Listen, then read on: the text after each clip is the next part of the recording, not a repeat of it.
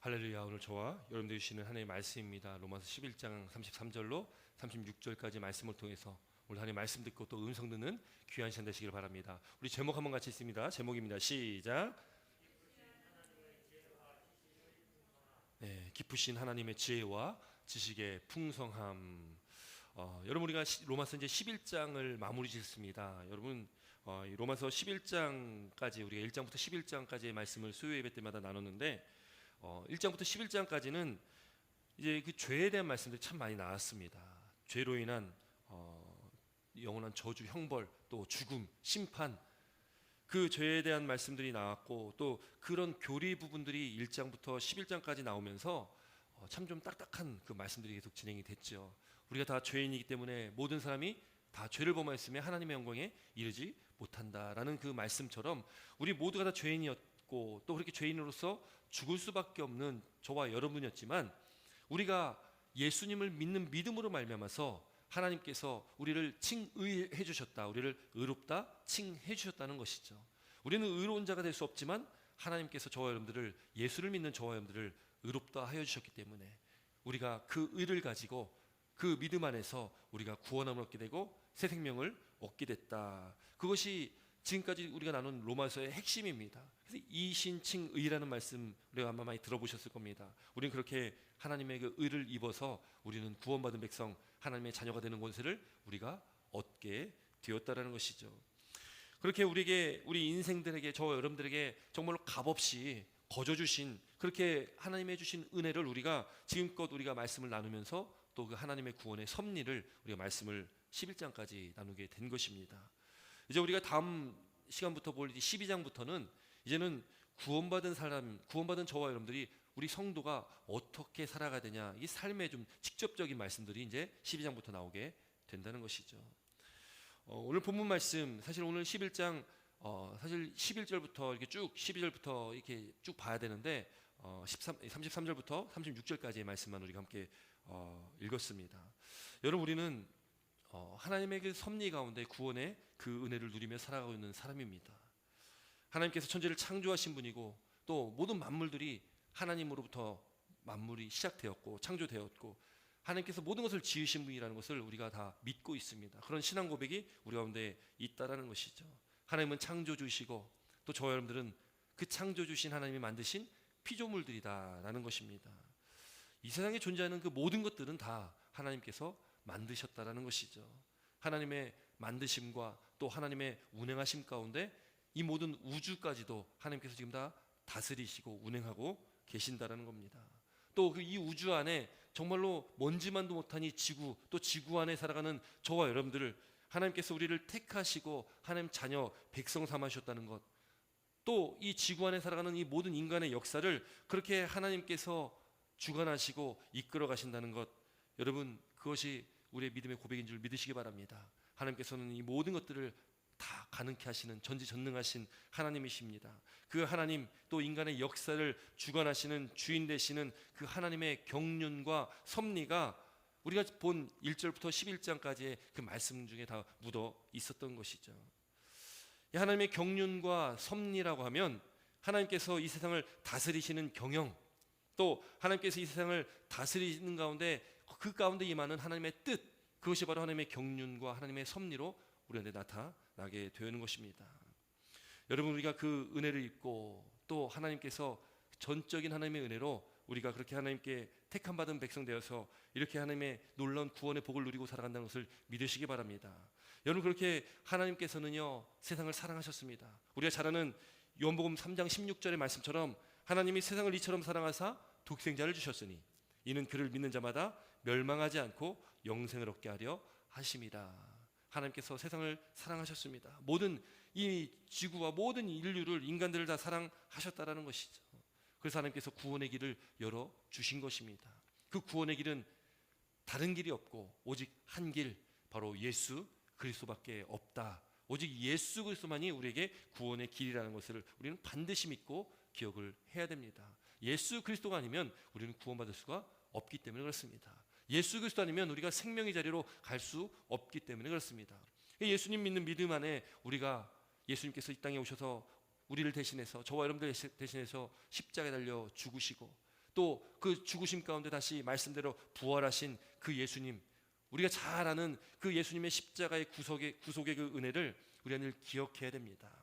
그리고 예수님께서 십자가의 죽으심으로 우리는 이제 죄에서 우리가 해방이 되었고, 또 예수님께서 그 십자가의 죽으심 가운데 부활하심으로 우리는 이제 사망의 권세도 해방되었다. 그래서 우리는 더 이상 죄와 사망의 권세에 매이지 않는 사람들이다라는 것을 우리는 반드시 기억을 해야 된다는 것입니다. 여러분, 그렇게 하나님은요 우리를 택해 주셨습니다. 그리고 하나님께서는 우리의 하나님이 되시고 또 우리는 그 하나님의 백성 되었다라는 것이죠. 여러분, 이것은 우리뿐만 아니라 구약의 모든 이 이스라엘 백성들을 하나님께 택하시고 그 이스라엘 백성들과 하나님께서 언약을 맺으셨는데, 그 언약의 핵심이 그것입니다. 하나님은 이스라엘 백성들의 하나님이고 이스라엘 백성들은 또 하나님의 백성이 된다. 그것이 바로 그 언약이라는 것이죠. 그렇게 이스라엘 백성들이 하나님의 선택을 받은 선민으로서 그렇게 구별되는 자들인데, 근데 그들이 어떻게 합니까? 하나님을 거역하고 말씀 가운데 살지 않고 그들이 실족함으로, 여러분, 구원이 어떻게 됩니까? 구원이 결국 이스라엘 이 유대인들에게서 이방인으로 이렇게 넘어가는, 복음의 역사가 유대인에서 이제 이방인으로 넘어가는 그런 은혜가, 그런 일들이 있게 되어졌습니다. 이스라엘은 그렇게 버림받았습니다. 이스라엘은 그렇게 하나님께서 그들을 버리지는 않았지만 어쨌든 그들이 하나님을 버린 상태가 된 것이죠. 그런데 하나님의 백성이 아닌 바로 이방인 된 자들이 이제는 그 하나님의 백성이 되는 은혜를 얻게 되었다라는 것이죠. 여러분께서 우리가 지난 시간에 말씀 나눴던 그 본문의 로마서 11장 11절에 이렇게 기록합니다. 로마서 11장 11절에 제가 한번 읽어드립니다. 그러므로 내가 말하노니 그들이 넘어지기까지 실족하였느냐? 그럴 수 없느니라. 그들이 넘어짐으로 구원이 이방인에게 이르러 이스라엘로 시기나게 함이라. 또 12절에 이렇게 기록합니다. 그들의 넘어짐이 세상의 풍성함이 되며 그들의 실패가 이방인의 풍성함이 되거든 하물며 그들의 충만함이요.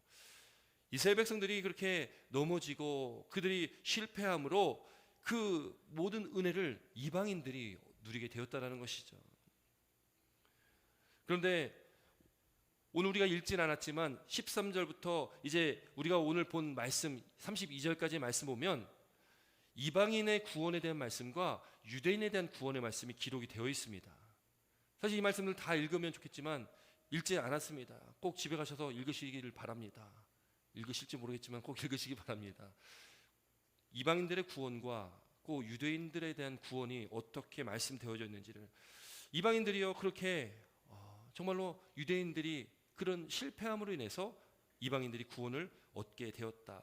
그런데 사도 바울은 말합니다. 자신의 동족인 이 유대인들이 너무나 마음 아프게 지금 그 구원을 발로 뻥 찬 것밖에 더 됩니까? 그 구원을 그들이 받아들이지 못하고 그 예수님을 그들이 인정하지 못하고 그렇게 지금 멸망의 자리로 나아가고 있는 그 실패한 자신의 동족들을 바라보면 얼마나 마음이 아프겠습니까? 그런데 이 구원이 이 유대인에서 이방인으로 이렇게 옮겨감을 통해서 사도 바울이 말하는 것이 무엇이냐면 이 시기라는 단어를 씁니다. 앞서 제가 읽어드렸던 이 11장의 말씀에도 구원이 이방인에게 이르러 이스라엘로 시기나게 함이라라고 시기라는 단어를 쓰거든요.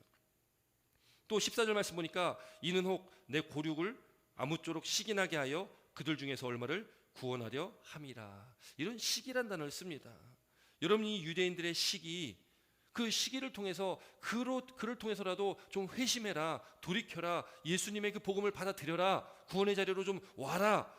그렇게 지금 사도 바울은 지금 자신의 동족들에게 말하고 있는 것입니다. 그렇지만 유대인들, 그렇게 하나님을 버리고 실패한 자리로 갔던 그 유대인들, 그럼 유대인들을 하나님께서 버리신 것이냐? 그럼 사도 바울은 명확하게 얘기합니다. 그럴 수 없다. 하나님께 택하신 이 유대인들 하나님께서 절대 버리지 않는다라는 것이 우리가 지금껏 본 말씀들에 기록이 되어 있던 것이죠. 또 25절에 이렇게 말씀합니다. 25절 말씀 함께 제가 읽어드립니다. 형제들아, 너희가 스스로 지혜 있다 하면서 이 신비를 너희가 모르기를 내가 원하지 아니하노니 이 신비는 이방인의 충만한 수가 들어오기까지 이스라엘의 더러는 우둔하게 된 것이라.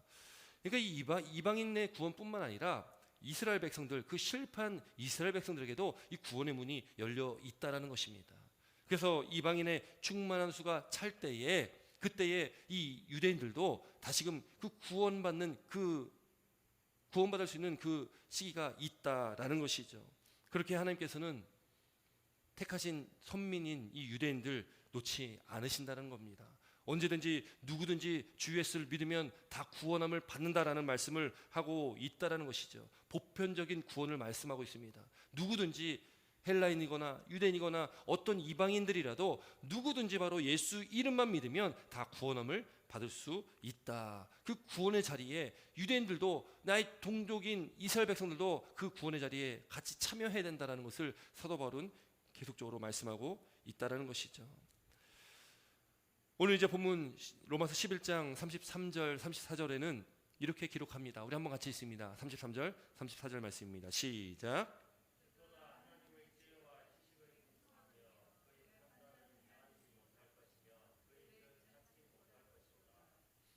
누가 주의 마음을 알겠느냐, 누가 그 모사가 되었느냐. 아멘. 여러분, 이제 이 사도 바울은 이 전반부를 이제 마무리하면서 하나님의 지혜와 지식의 풍성함이 깊다라는 말로 지금 마무리를 짓고 있습니다.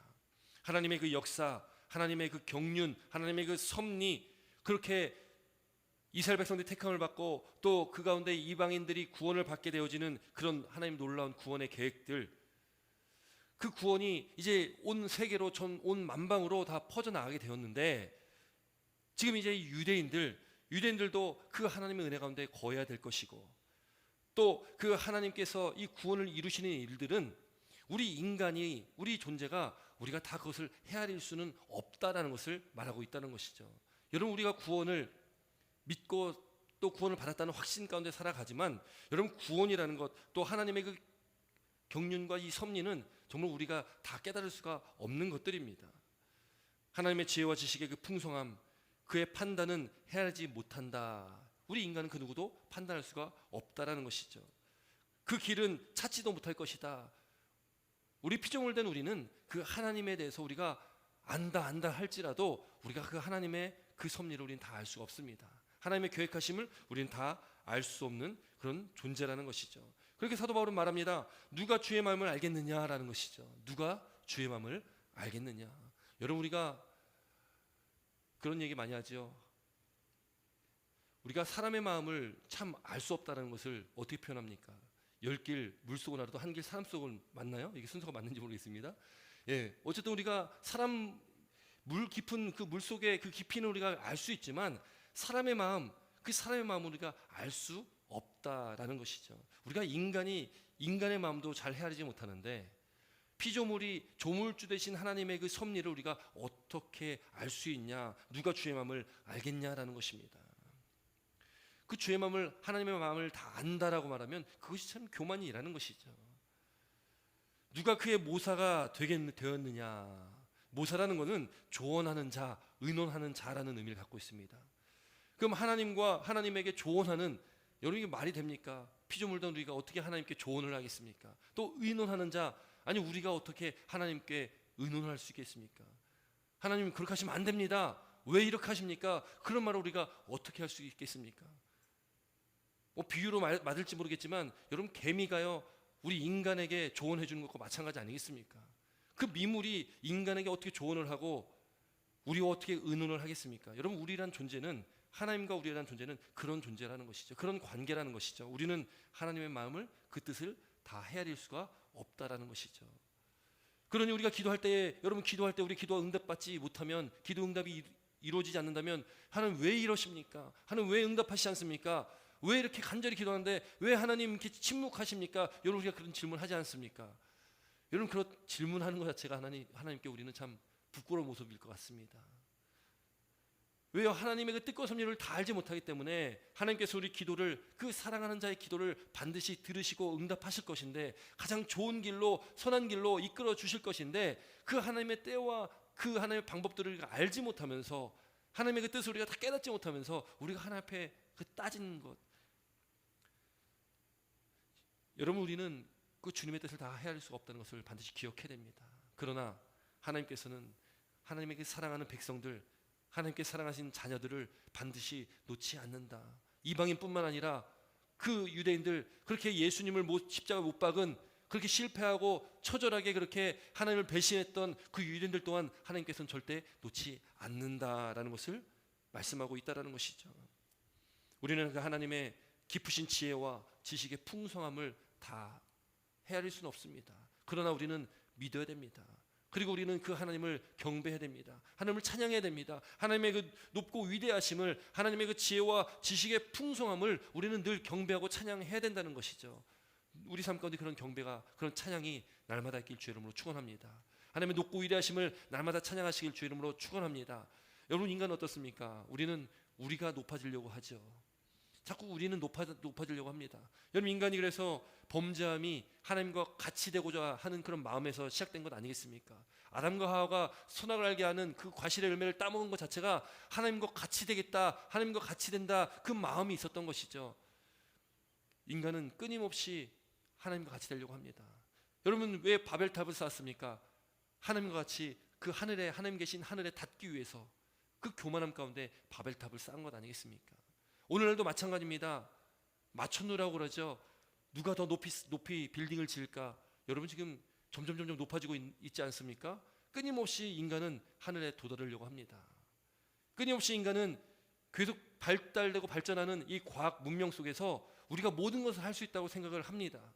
그러다 보니까 하나님의 그 놀라운 섭리와 경륜을 침범하게 되는 것이죠. 물론 침범할 수도 없습니다. 그러나 침범하는 것처럼 우리 인간들은 그렇게 살아가고 있다라는 것이죠. 그러나 우리가 참 연약한 존재라는 것을 우리는 어떻게 깨닫습니까? 우리가 지난 한 2, 3년 동안 이 코로나라는 것을 통해서 우리는 참 깨달아야 됩니다. 눈에 보이지 않는 이 바이러스 하나 때문에 2, 3년 동안 이렇게 우리가 고생을 했고, 또 지금 우리 이 어려운 지금 이 상황을 보면은 사실 인간이라는 존재는 참 연약한 존재라는 것을 우리가 보게 된다라는 것이죠. 여러분, 우리가 그렇게 전지전능하신 하나님, 그 하나님의 지식과 지혜의 풍성함, 그 깊이를 우리 늘 찬양하며 나아가야 된다는 것을 믿으시기 바랍니다. 에베소서 3장 16절부터 19절에 이렇게 말씀 기록되는데요, 제가 한번 읽어드립니다.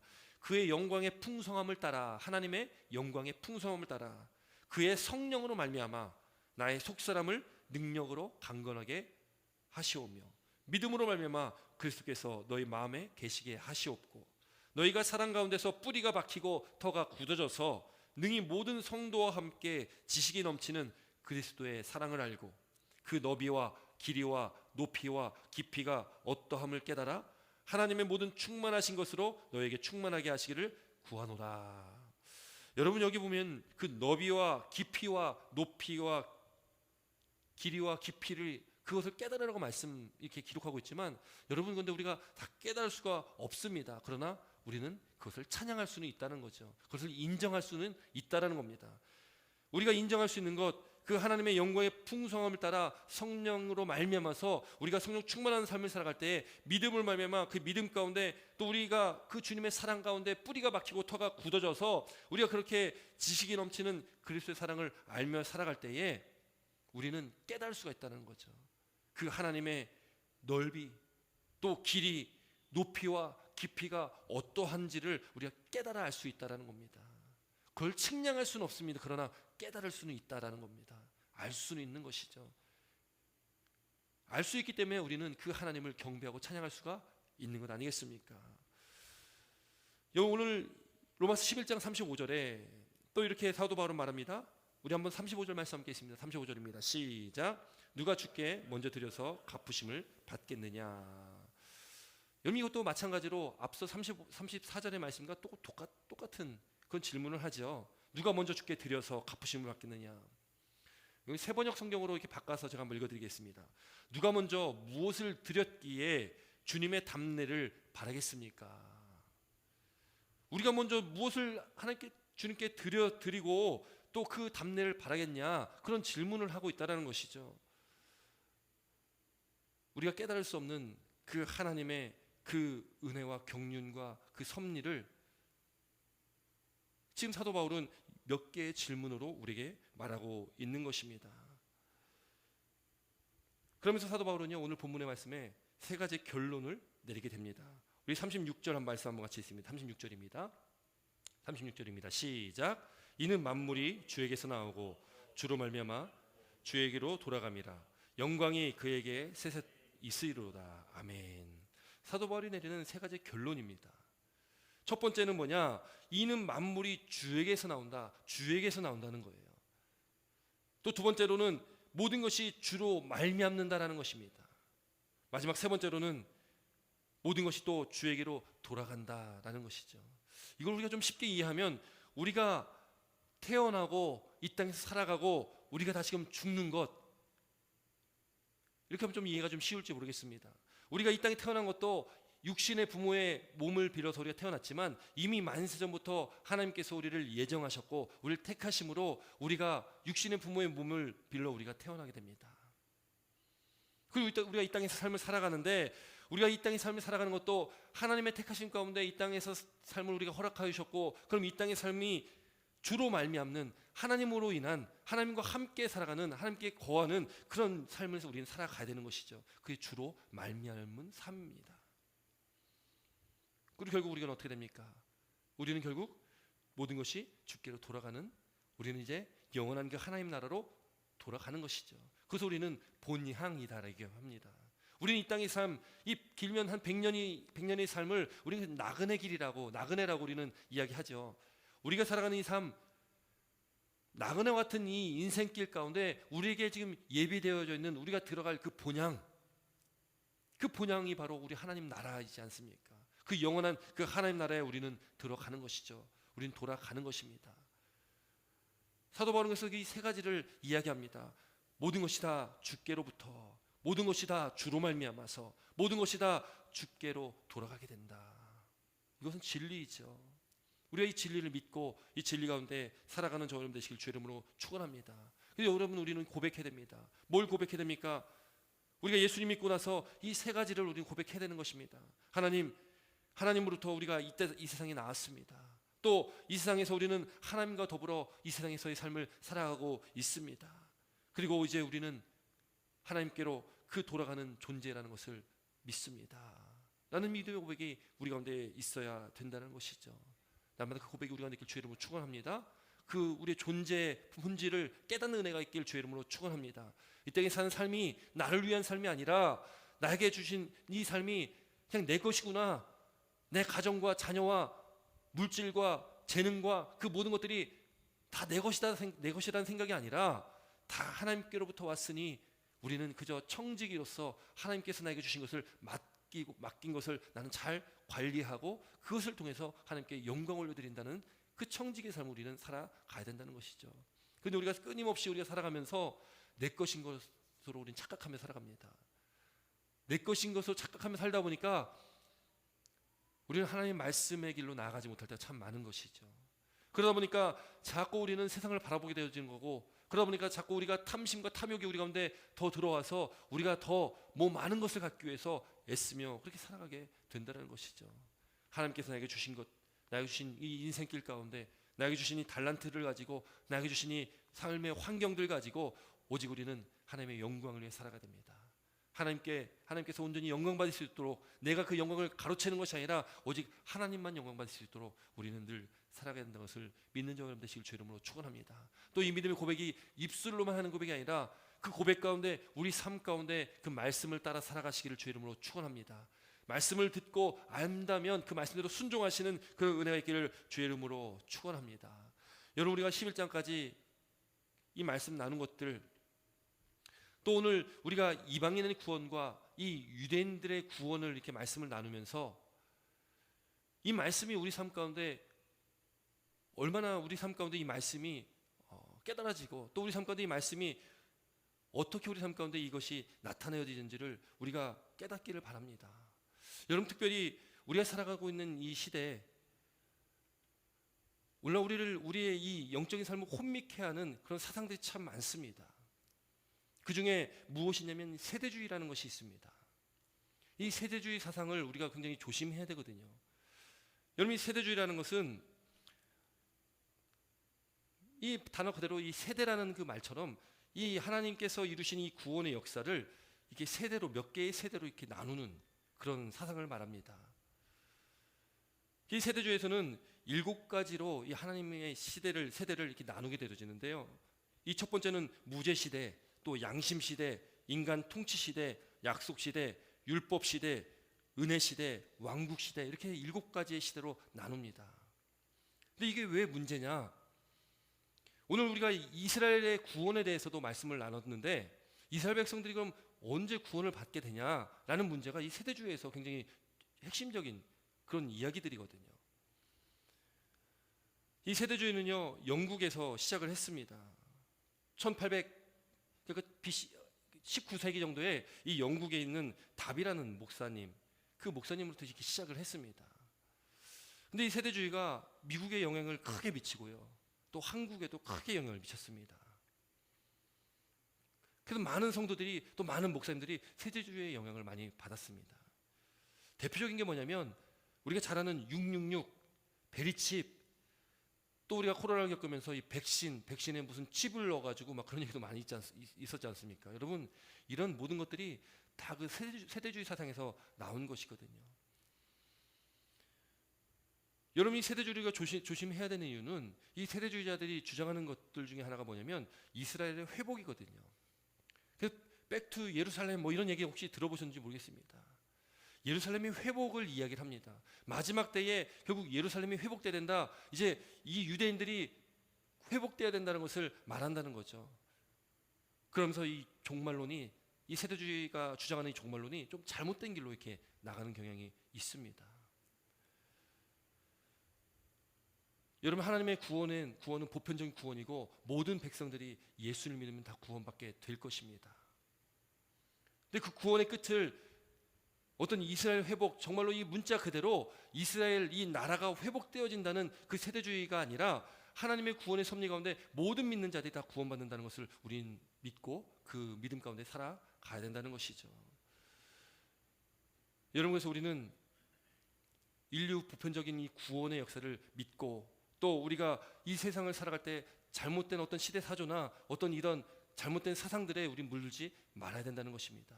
이 세대주의가 말하는 종말론이 어떤 종말론이냐면, 여러분, 우리가 이 땅의 삶을 살아가는데 우리에게 필요한 것이 바로 이 종말론적 신앙이거든요.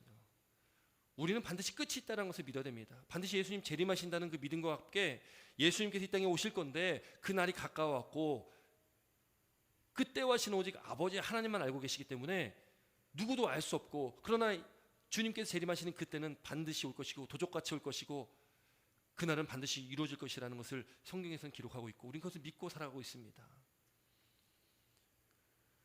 그런 믿음의 삶 가운데 우리가 이 시대를 살아갈 때에 종말론, 이 건강한 종말론, 정말 우리가 말씀 안에서 주님 다시 올 그날을 기대하며 소망하면서 우리가 주님 오실 그때에 우리가 기쁨으로 주님을 맞이할 수 있도록, 우리가 하루를 살아갈 때에 하나님의 기쁨이 될 수 있도록 우리가 그렇게 살아가야 된다는 것을 갖는 것이 이 종말론인데, 이 세대주에서 말하는 이 종말론은 어떤 것을 얘기하냐면 전천년설이라는 것을 얘기합니다.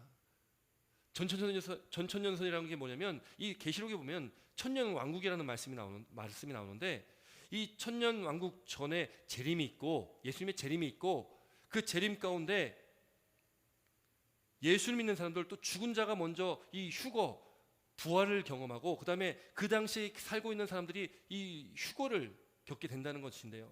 그런데 그것이 한 번의 휴거가 아니라, 한 번의 부활이 아니라 공중에서 한 번 재림이 휴거가 있고 나중에 또 이 땅 가운데서 또 재림이 있다는 이중 재림론을 이렇게 이야기를 합니다. 그러면서 예수님의 재림이 있고 그 다음에 7년 대환란이 있다. 여러분, 이 7년 대환란이라는 것이 성경에 나오지 않는데 세대주의자들이 늘 얘기하는 것 7년 대환란이라는 얘기를 합니다. 유튜브를 이렇게 검색하다 보면, 말씀 찾다 보면 7년 대환란이라는 글자를 보신 적이 있으실지 모르겠습니다.